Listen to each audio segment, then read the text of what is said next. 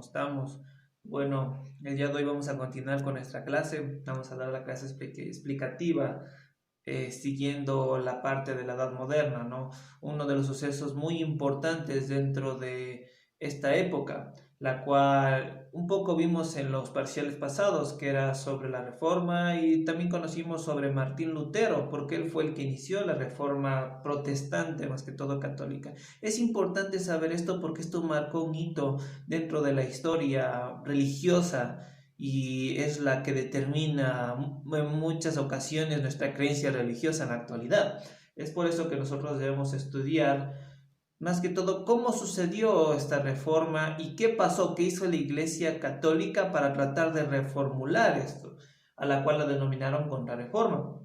Entonces, nosotros vamos, en primer lugar, vamos a conocer qué fue la reforma. La reforma fue una gran revolución religiosa. Cuando hablamos de revolución, es aquellos cambios que tambalean y reformulan desde las bases, es decir, lo cambian todo. Entonces vemos que fue una gran revolución religiosa que rompió la unidad cristiana en Europa Occidental y creó, al lado de la Iglesia Católica Romana, otras confesiones cristianas conocidas con el nombre genérico de iglesias protestantes. Se las denominó protestantes porque eran personas, clérigos de la Iglesia Católica que protestaban ciertos preceptos que ya venían establecidos de la Iglesia Católica durante muchos siglos. Es por eso que se los denominó protestantes y cada uno empezó con sus propias iglesias a diseñar propias ideas nuevas. Entonces, vamos a ver cuáles fueron las causas de la reforma.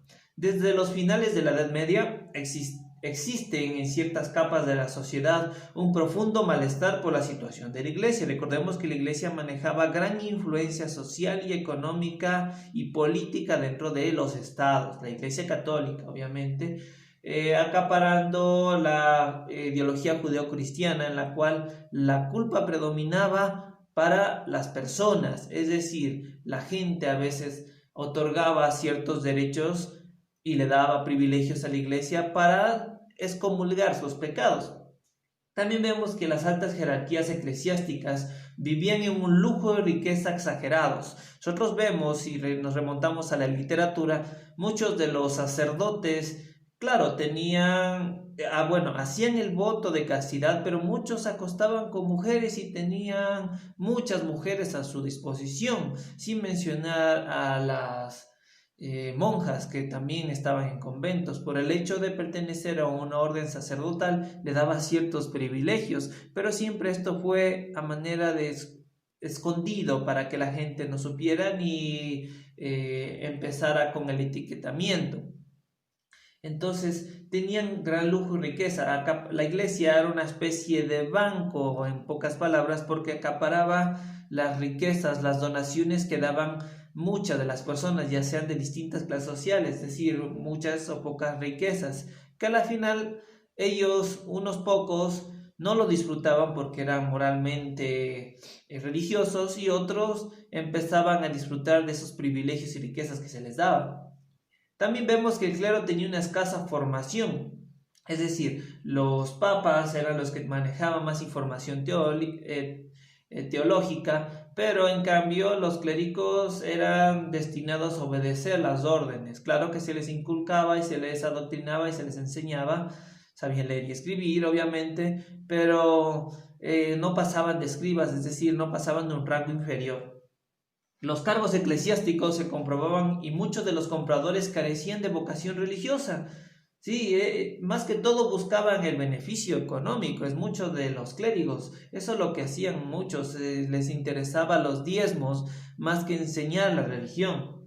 Vemos que en el 515 el Papa León X ordenó predicar nuevas indulgencias para sufragar la constitución de San Pedro del Vaticano.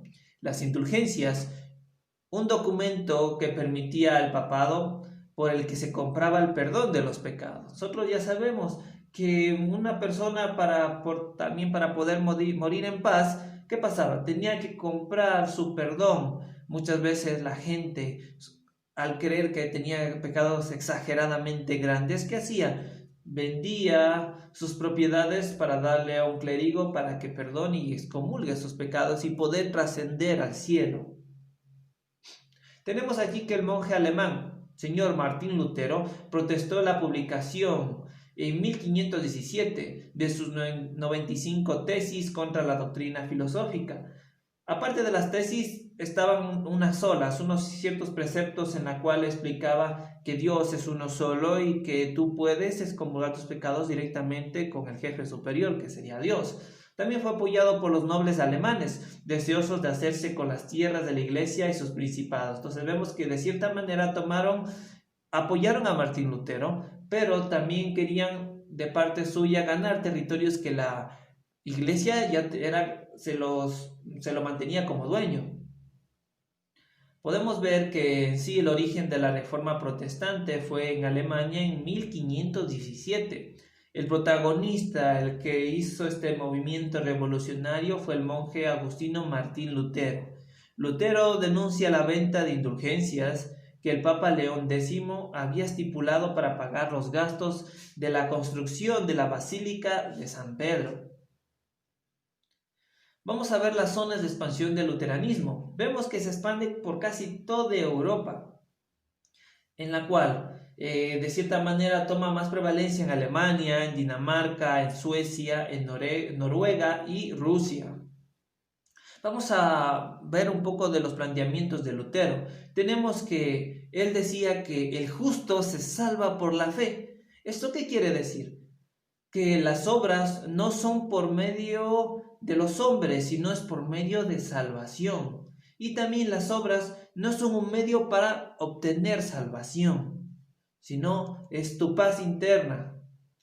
También nos habla del libre examen, es decir, que cualquier fiel puede interpretar las Sagradas Escrituras, es decir, que las Escrituras, la Biblia, no solo quede para personas en específico, como los clérigos, los padres, los papas, no, tenía que ser abierta al público.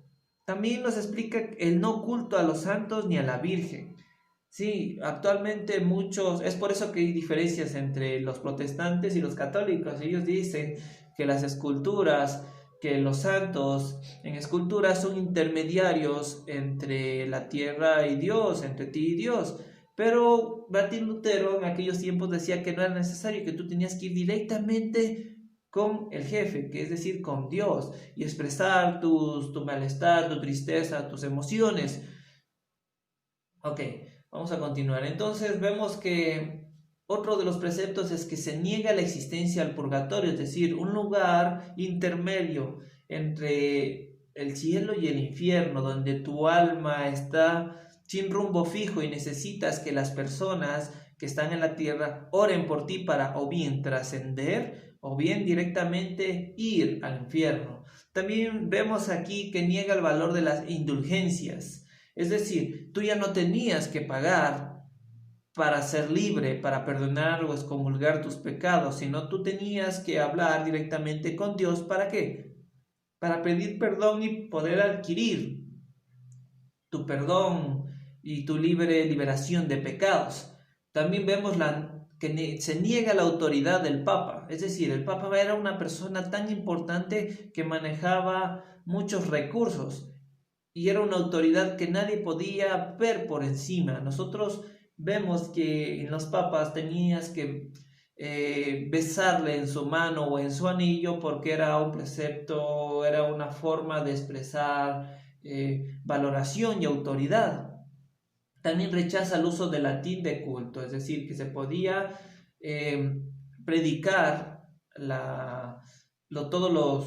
todas las escrituras no solo en el idioma latín, sino en un idioma universal, en el idioma que se maneje, no solo en el latín, porque había muchas personas que no manejaban el latín. ¿Y qué pasaba cuando no se maneja un idioma? Pues no se entiende y eres muy fácilmente manipulado. Vamos a ver efectos de las ideas de Lutero. Vemos que el Papa le solicita que se retracte a Martín Lutero. Ante la negación de Lutero, es excomulgado en 1520. Lutero quema públicamente el acta en la excomunión. También vemos que la expansión del luteranismo en Alemania fue en 1521. Vemos acá que aparece la legislativa de Worms, en la cual el objetivo era extinguir o retractar todos los efectos de las ideas de Lutero. Vemos acá que el emperador Carlos I de España y el V de Alemania, elegido en 1519, se opone a Lutero. También vemos que los burgueses y los nobles alemanes lo apoyan para librarse de los tributos a la iglesia, siempre buscando alguna manera de ganar, ¿no? Vamos a ver que la reforma en el resto de Europa, vemos que Ulrico Zwinglio en Suiza fue una persona que apoyó a Martín Lutero. Juan Calvino también fue uno de los protestantes de Francia, y Enrique VIII, uno de los protestantes de Inglaterra. Vamos a ver la reforma de Zwinglio. Vemos que esta persona en Suiza manda ciertos pensamientos protestantes, en el cual, primero, condena las imágenes y a los templos. Número 2, valora la predicción ambulante. Y número 3, el hombre está dispuesto a la bondad. Vamos a ver un poco del calvinismo. Juan Calvino, en Francia, expandió sus ideas, sus pensamientos, también en otros países aledaños, como Suiza, Escocia, Países Bajos e Inglaterra. Vemos que los pensamientos del calvinismo son la predestinación. El hombre nace destinado por Dios a la salvación o a la condenación. Entonces, ¿qué decía? Que el hombre venía con un destino marcado. También vemos que toda actividad humana es bien vista por Dios. Por ejemplo, los préstamos, el interés, favoreciendo al desarrollo del capitalismo. Esto es lo que hizo el calvinismo. También vemos que los sacramentos y las indulgencias no tienen valor alguno. Entonces él explicaba y decía que pagar por una salvación no tiene sentido, solo estás gastando tu dinero. Lo veía de una forma más lógica, de una forma más en la cual se buscaba la verdad. Vemos también que la presencia de Cristo en la Eucaristía no es siquiera simbólica, no es ni siquiera simbólica. También vemos que la salvación depende exclusivamente de la persona y depende exclusivamente de la fe de cada uno. Eso lo decía el calvinismo. Ahora vamos a ver el anglicanismo. El anglicanismo, el precursor de esto es el rey Enrique VIII. Vemos que apareció esto en Inglaterra en 1533. Nosotros cuando nos referimos a anglicanismo, si ustedes ven Los Simpson, la iglesia donde van los Simpson, donde va Homero, el pastor que está ahí es anglicano. Podemos ver que él tiene su familia, tiene su esposa y su vestimenta es muy distinta, aunque es de cierta manera parecida, y también se predica la ideología judeocristiana. Vamos a ver las características del anglicanismo. Nos habla sobre el acta de supremacía, es decir, el rey desconoce de la autoridad papal sobre la iglesia en Inglaterra. El rey octavo se coloca en sus ideas como una nueva religión que sale de la religión católica. El rey jefe de la iglesia en Inglaterra, él es el rey jefe, confisca los bienes de la iglesia católica y la abolición del celibato, es decir, al no casamiento, porque no lo veían tan necesario que una persona simplemente no tenga una familia.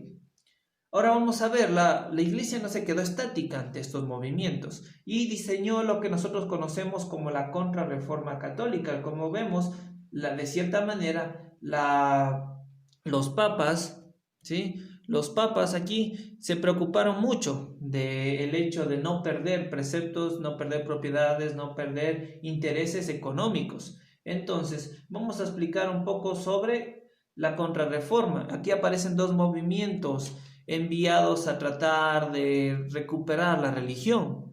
Entonces, vemos que la Contrarreforma, ante los hechos generados por Lutero, era evidente que la Iglesia, desde su máxima autoridad, el Papa, tomaría acciones inmediatas para no perder su poder, tanto político como religioso y económico, obviamente. Así que surge la Contrarreforma, emprendida más que todo aparece en España con apoyo de aquellos países que mantenían la fidelidad al Papa para mantenerse en contra del movimiento protestante. Los planteamientos fundamentales de la Contrarreforma fueron, vamos a ver los 4 planteamientos, que era promover una actitud conciliadora hacia las nuevas doctrinas contrarias a las órdenes eclesiásticas, detener el avance luterano y minimizar la ruptura de la Iglesia, fortalecer la religión católica y sumar alianzas para mantener la autoridad papal radicada en Roma, al conservar la doctrina tradicional y reorganizando las actividades eclesiásticas y detener el avance luterano y así minimizar la ruptura de la iglesia.